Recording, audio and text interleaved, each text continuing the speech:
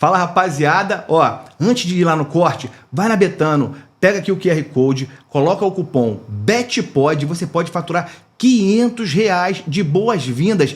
Porque molezinha, né? Então, tem corte bom, tem Betano, segue lá. E ele me autorizando, eu já tinha uma pesquisa muito grande, conhecia a família, conhecia coisas que muita gente não sabe, como, por exemplo, que ele era Inter quando ele era criança. Isso eu ouvi você contar outro dia, essa história é ótima, né? Não, é impressionante. 3 irmãos e apenas ele e o pai eram torcedores do Internacional, a ponto dele ir no Beira-Rio, fazer o teste, passar, mas não ter lugar na concentração para ficar. E aí ele decidiu, com raiva, voltar para Bento Gonçalves, praticamente desistiu do futebol, até que o pessoal ali pagava para ele jogar. Ele jogou um campeonato pelo Esportivo de Bento Gonçalves, foi vice-campeão gaúcho, numa época em que isso não acontecia, era sempre Inter ou Grêmio. Ele foi vice-campeão gaúcho.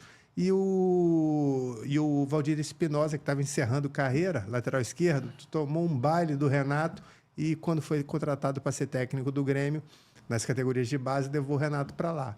Naqui o Valdir Espinosa assume o Grêmio, o Renato também assume a titularidade e, a partir de então, ele conquista uma história fenomenal lá no clube, sendo, digamos assim, o que é o Maradona em Nápoles, o que é o Alex na Turquia, o que é o Zico no Flamengo, é o Renato em Porto Alegre. Porto Alegre, ele só tem vida do seguinte, é hotel, campo, hotel, jogo, hotel, e no hotel ele não pode nem almoçar ou jantar no restaurante. Tem que ser no serviço de quarto, porque senão é todo mundo pedindo autógrafo, pedindo... Cara, estátua, né? Ele não tem vida lá. Agora, até que idade que o Renato foi tricolor? Foi colorado? Não, isso foi quando ele era moleque, quando ele tinha 12, 13 anos e fez os primeiros testes. Depois ele abandonou e, assim, ele não... Mas tem uma noção de idade, mais ou menos, assim? Quantos anos? Até os 13, 14 anos, porque quando ele chegou com a primeira faixa de campeão infantil ou juvenil pelo Grêmio, o pai dele não quis nem ver. Tipo, você é traidor. Só tinha nós dois e agora só tenho eu sozinho. Então, eu acredito até que essa foto está aqui no livro. Não sei porque são várias versões, essa já é a terceira. Mas quando ele chega com a faixa de campeão juvenil, o pai dele fica muito chateado, enfim. E o pai dele morre colorado? Morre colorado, com o maior desgosto de ver o filho fazendo história no Grêmio. Irmão.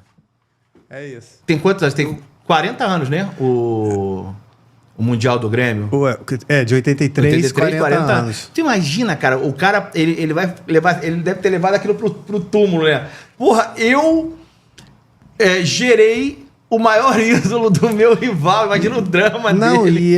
E eu fiz o menino, criei o menino que daria para Porto Alegre o maior título até então da história, entendeu? Contra o meu time, né? Porque o meu time nunca teve e o dele tem. Então, assim, foi muito desgostoso, até porque os outros irmãos eram gremistas, apenas o Renato e o pai dele, o seu Francisco, eram colorados. Largou seu Chico. Mas enfim. O Renato... Aí tem a história que o Renato não gostou muito. O que aconteceu pro Renato ficar meio bolado contigo? É uma pergunta que eu quero que o Renato responda até hoje. O que aconteceu para ele, por exemplo, não assinar meu livro diante de certos torcedores que chegavam com ele nas Laranjeiras, quando ele era técnico do Fluminense, chegavam lá e ele falava que assinava na camisa, mas no livro não assinava. Não teve isso. Então, assim, era algo muito ruim. Eu lembro de um amigo meu que estava no trânsito, aí emparelhou com o Renato, aí percebeu que era o Renato, pediu para baixar o vidro. Quando o Renato baixou o vidro, ele falou, cara, eu comprei teu livro. Aí o Renato subiu o vidro, acelerou, enfim. Então, assim, o Renato muito desgostoso. E ele me conhece desde pequeno. Passei Réveillon com ele em Búzios, na casa dele, lá em Jeribá.